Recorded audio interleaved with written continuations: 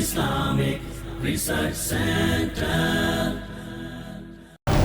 السلام عليكم ورحمة الله وبركاته.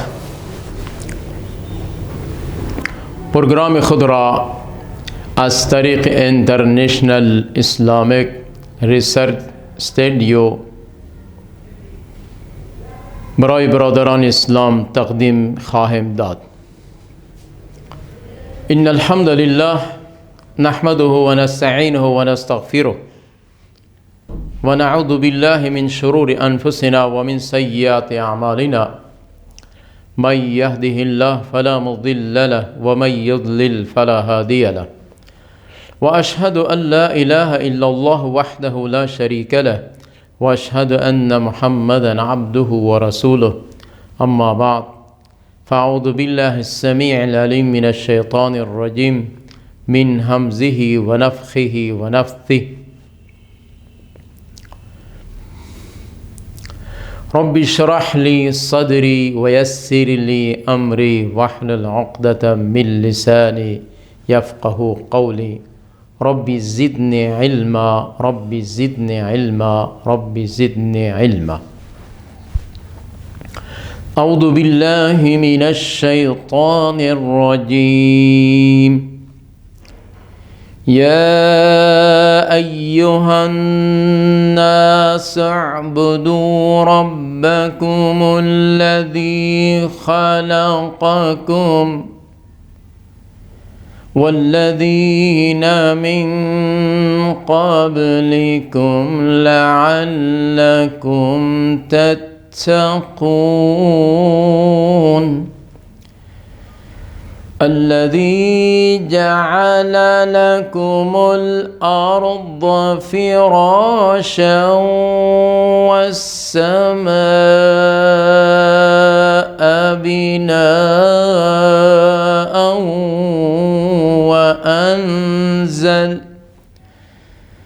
وأنزل من السماء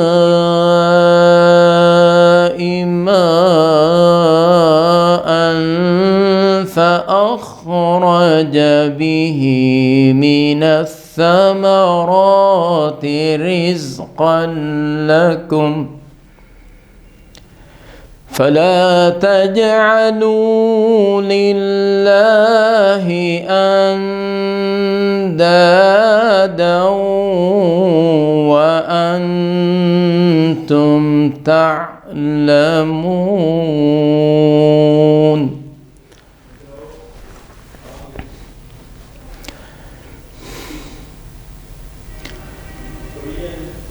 از ابتدای سورت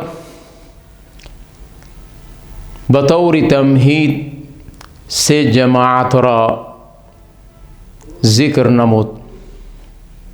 سه جماعت ذکر شد. بعد از ذکر این سه جماعت الله رب العالمین برای این سه جماعت دعوای توحید را پیش کرده.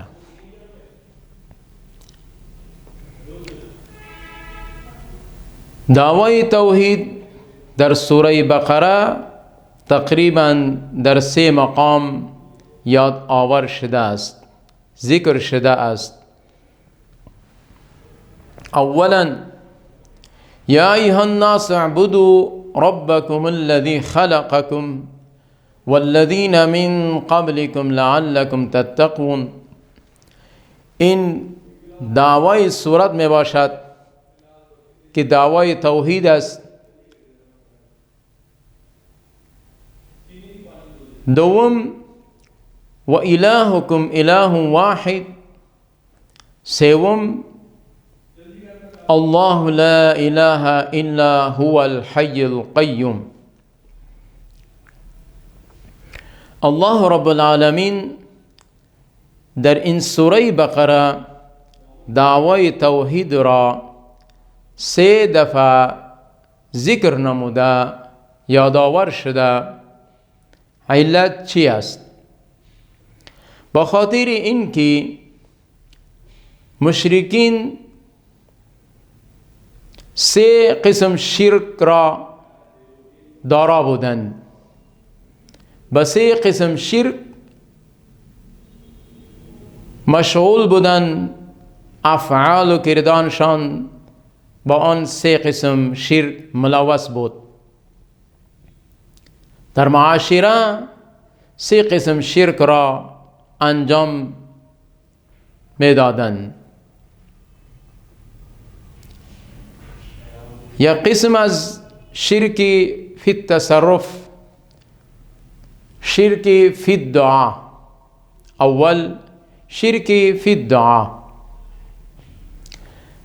شرک فی الدعا آواز را گفته می شود که از غیر خداوند به مخلوق خدا انسان اظهار دردمندی کند، چیخ و واویلا کند، افسوس مشکلات خود را پیش مخلوق خداوند پیش کند. در عبادات، نظر نیاز، صدقه و خیرات، این همه برای خداوند می باشد. لہذا مشرکین سرزمین عرب این عبادات را علاوه از خداوند به مخلوقات انجام می دادند. و همچنین در مافوق الاسباب تصرفاتی که در اختیارات الله رب العالمین می باشد، مثال رزق انسان، قضا و قدر، دیگر معاملات که از طرف خداوند می باشد، رشد هدایت، این تمام از طرف خداوند می باشد. اما آن مردم، آن مشرکین اینها را، این وسایل ها را، این اسباب ها را نزد مخلوقات خداوند، نزد آن شخصهایی پیش می کردند که آنها توانایی نداشتند، اختیارات نداشتند، نه ما فوق الاسباب نه ما تحت الاسباب. و همچنین سوم شرکشان در متعلق نفی شفاعت قهری بود. من حیث شفاعت مخلوقات خدا را، بزرگان را، من حیث معبود، من حیث شفیع دانسته، نزد آنها تمام حوایج خود را پیش می‌کردند و کلانهای اینها، کسانی که اینها را راهنمایی می‌کردند، آنها برایشان تسلی می‌دادند که شما هر آنچه گناهی که میکنه، شما هر آن غلطی که از شما سرزد می شود، ما را راضی بسازید، ما در روز قیامت نزد خداوند سفارش شما را، شفاعت شما را میکنیم. به این معنا ما شما را از عذاب جهنم، از قهر غضب خداوند رها می سازیم. این غلط فهمیشان بود، این فکر ناعقلمندیشان بود، فکر خود را، عقل خود را، عقل سلیم خود را در محل موقع استعمال نکردند، لہذا به این شرک مواجه شدند. لہذا الله رب العالمین دعوی توحید را در سوره بقره 3 دفعه یادآور شده است. و همچنین قبل از دعوی توحید 3 جماعت که ذکر شد، بعداً الله رب العالمین 3 تمهید، 3 واقعه من حیث وعظ و نصیحت، من حیث عبرت ذکر فرموده است تا که اینها عبرت حاصل کنند، نصیحت حاصل کنند، عقل سلیم خود را در کار بیندازند، غور و فکر کنند، به دین اسلام مشرف شوند، براه اهدینا الصراط المستقیم را روان شوند.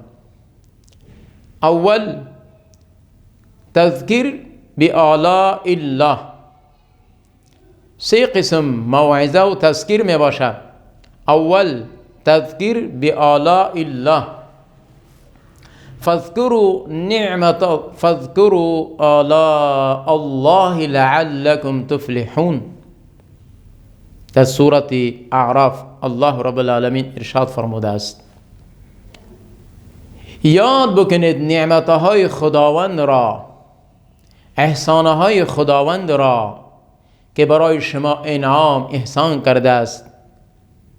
انعام و احسانات خداوند رزق است، انسان، صحت انسان می باشد، تمام اعضای سالم انسان می باشد. در آلاء الله، در نعمتهای خداوند اگر ما هر قدر عقل سلیم خود را در کار بیندازیم، غور فکر کنیم، ما نمیتونیم که نعمتهای باری تعالی را بشماریم. نعمتهای خداوند از شماره ما، از عقل سلیم ما خیلی ها بعید می باشند. امکانات ما، فهم و درک ما، عقل ما بررسی نمی کند، رسایی نمی کند که ما نعمت خداوند را بشماریم. اینقدر نعمتهای بی پایان برای بندگانش فراوان نموده است. دوم عنوان تذکیر بأیام الله، وذکرهم بأیام الله ان فی ذلک لآیات لکل صبار شکور. در عنوان دوم به اقوامهای سابقه، اقوامهای مکذبه، اقوامهای مهلکه، انبیاء و رسول آمدن برای آنها درس توحید را پیش کردن، اما آن مردم، آن اشخاصها سرکشی که داشتن، از سرکشیشان باز نآمدن، سرکشی خود را دوام داشتن، از پیغمبرانشان نافرمانی کردن، وعظ و نصیحت پیغمبران را نشنیدن، نگرفتن. لہذا الله رب العالمین در این آیت مبارکه ارشاد فرموده است ان فی ذلک لآیات لکل صبار شکور. این نشانه هاست، در این آیات، در این نشانه ها، در این تواریخ، در این واقعات، در این قصه های سرگذشته، قصه های ماضی که قبل از ما گذشتن، از حضرت آدم علیه السلام تا به آخر النبی، خاتم النبی، رسول اکرم صلی الله علیه و آله و سلم. چقدر انبیاء و رسول امتهایی که گذشته است آنها نافرمانی کردند. الله رب العالمین با قهر و غضب خودش گرفتار نمود آنها را با مختلف عذابها، با مختلف سزاها گرفتار کرد. کسی را در دریا غرق کرد، کسی را توسط آب و هوا مختلف چیخ و پکار، آوازی مختلف، الله رب العالمین آنها را تباه و برباد کرد. آنها در وقت خود، در زمان خودشان، در محل منطقه خودشان خیلی ها مدعی بودند که از ما، چنانچه عاد و ثمود، از ما کرده طاقتور، از ما کرده از نگاه نیرو، ثروت، سرمایه، بازو، قوت کسی شاید نبوده باشد. لیکن موسی علیه السلام گفت آن ذاتی که شما را آفریده است، طاقت آن از شما بالا کرده است، از شما زیادتر می باشد.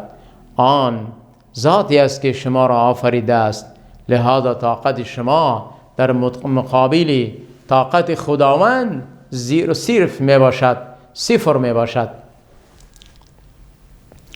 از اقوامهای مهلکه و مکذبه انتهای عبرت نصیحت حاصل می شود. اگر یک مرد مسلمان موحد با تواریخ آنها، واقعات آنها بپردازد، و غور و فکر کند، مطالعه کند، یقینا خیلی عبرت آمیز، نصیحت آمیز می باشد. در عنوان سوم تذکیر بعد الموت، چنانچه در سورت عادیات ارشاد فرموده است باری تعالی: افلا يعلم اذا بعثر ما في القبور وحصل ما في الصدور ان ربهم بهم يومئذ لخبیر. انسان آگاهی ندارد، انسان فکر نمی کند، انسان در ذهنش این الفاظها را، این واقعات را، این معاملاتی که پیش رو دارد آیا یادآور نمی شود؟ زمانی که انسان را در روز یوم الحشر، در روز قیامت از قبرها برانگیخته می شود، بیرون می آیند تمام اولاد آدم، اولین آخرین در میدان حشر جمع می شوند، همگان از زیر خاک در کجایی که فوت شدند، در هر مقام که فوت شدند در روی زمین. لہذا در روز قیامت اولین آخرین در نزد خداوند جمع می شوند.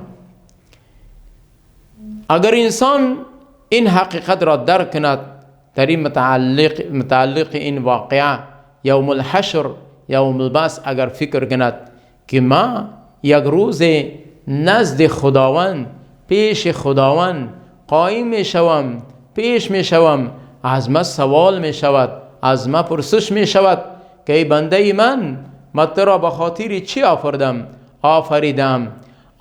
آفریدن تو، پیدا کردن تو عبث بیهوده نبود. ما به خاطر یک مطلب و یک مقصود آفریده بودم، به خاطر عبادت، که تو به عبادت مرا بکنی. هر آنچه انعامات، احساناتی که در وجودی تو هست، در وجودی تو بود، در غیر وجودی تو بود، به خاطر منفعتی تو بود، همه را برای تو وقف کردم، نازل کردم، وافر ساختم. اما ذاتی تو را من با خاطر عبادت خودم آفریدم. لیکن تا زمانی که تو در دنیا زنده بودی، قبل از این که پیش ما قایم میشه اینجا و حاضر میشه، پیش از این در متعلق این روز شما غور و فکر نکردید، ذهن خود را نه انداختید، توجه خود را به این ملاقات امروز نه انداختید، توجه نساختید. زمانی که شما بی‌توجه کرده، بی‌رغبتی کرده، لہذا امروز روز یوم البعث، یوم الحشر است. ما از تمام اعمال شما بازپرس میکنم.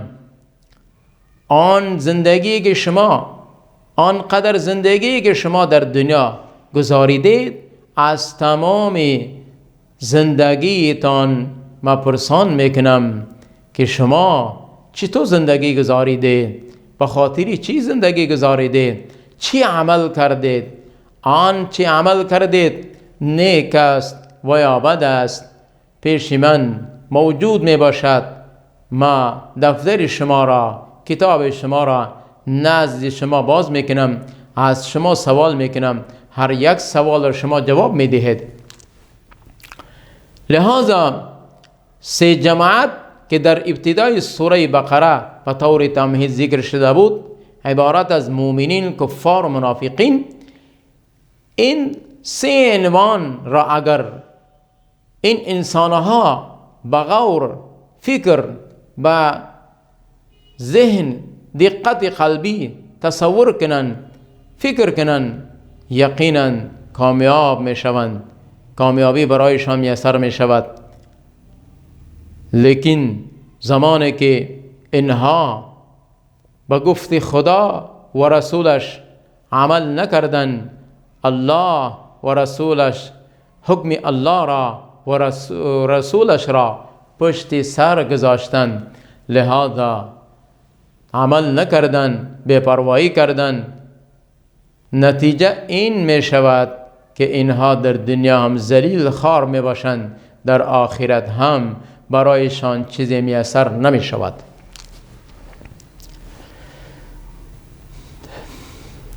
یا ایها الناس اعبدوا ربکم الذی خلقکم والذین من قبلکم لعلکم تتقون. در دعوای سوره که دعوای توحید می باشد، الله رب العالمین کدام جماعت را به تنهایش نام نگرفته است.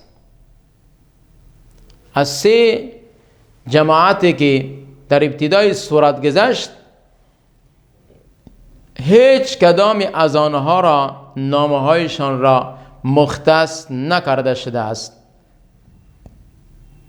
که یا ایها الذین آمنوا، یا ایها الکفار، یا ایها المنافقین.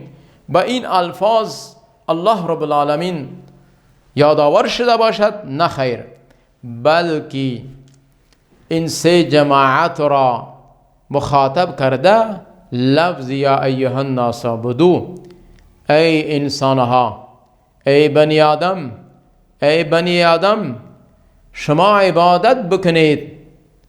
یا ایها الناس اعبدوا، صیغه جمع، اعبدوا، عبادت کنید.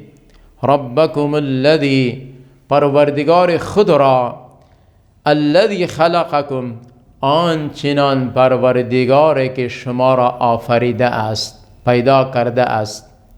والذین من قبلکم، تنها شما را آفریده است؟ نه خیر، بلکه شما را و پیش از شما آنچه مخلوقاتی که در روی زمین وجود دارند، وجود داشتند، برای این همگان خطاب عام باشد که شما را من پیدا کردم و کسی و آن اشخاصها و آن مخلوقاتی که پیش از شما وجود داشتند، آنها را من پیدا کردم.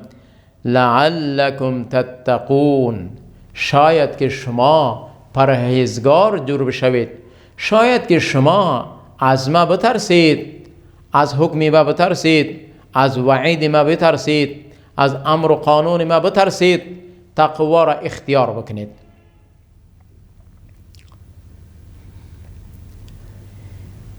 برای وجود اله این بسیار دلیل قوی مضبوط می باشد. برای وجود اله که الله وجودش قائم است، الله است، الله است، در آسمانها در بالای عرشش مستوی است. اگر کسی از شما سوال کند که شما چی دلیل دارید برای وجود خداوند، به نزد محدثین مفسرین چنانچه امام رازی رحمهم الله و غیره از علما این آیت مبارکه را بسیار دلیل قوی گرفتن، دلیل مضبوط مستحکم گرفتن که این برای وجود اله انتهای مضبوط قوی دلیل می باشد. و همچنین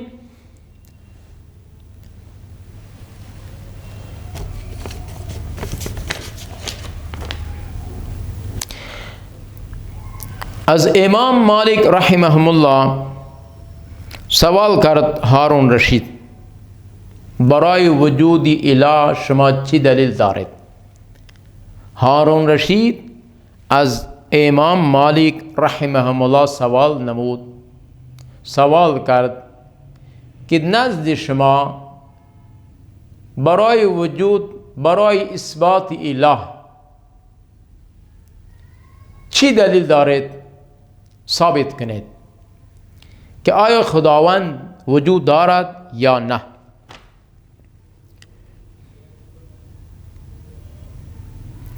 امام مالک رحمه الله در جواب هارون رشید گفت آوازه های مختلف، رنگ های مختلف، نغمه های مختلف، این ثابت میکند اینها شواهد هستند که یک اله موجود دارد. از امام ابو حنیفه رحمه الله همچنین سوال نمودند. از امام ابو حنیفه رحمه الله همچنین سوال نمودند که برای وجود اله شما چی دلیل دارید؟ امام ابو حنیفه رحمه الله در جوابشان گفت ما در چی فکر هستم، شما در چی فکره؟ ما در یک فکر هستم که در یک بحر، در یک سمندر، دریای کلان که آن دریا دارای موج تلاطم می باشد، بسیار دریای سمندری بزرگ می باشد، یک کشتی کلان است، خیلی وسیع کشتی می باشد، در داخل کشتی انسان ها هم وجود دارند، وسایل هست، تمام اشیاء زندگی وجود دارد. آن کشتی با اختیار خودش در داخل دریا می رود. این موجه هایی که تلاطم هستند دریا موجه ها را گذر می کند و با اختیار خودش کجای خاص ایستاد می شود، کجای خاص حرکت می کند. مردمان دهری، چون که دهری مردم بودن، مخالفین، معترضین، سوال کنندگان، آنها گفتن که این فکر شما، این عقل شما، این تدبری که شما میکنه این نادرست است. چرا؟ امام ابو حنیفه رحمه الله گفت آن کشتی کدام ملاح ندارد، کدام دریور چلاننده ندارد، راننده ندارد که او را برانه. بدون راننده، بدون دریور، بدون ملاح او کشتی به اختیار خودش می رود، می آید، استاد می کند. آن اشخاص هایی که معترض بودن سوال کردند، آنها گفتند که عجیب است به عقل شما، به تفکر ذهن شما که این قدر کلان کشتی در داخل دریا، در این موجه های تلاطم، چطور بدون دریور، بدون ملاح، بدون راننده او میتواند که حرکت کند؟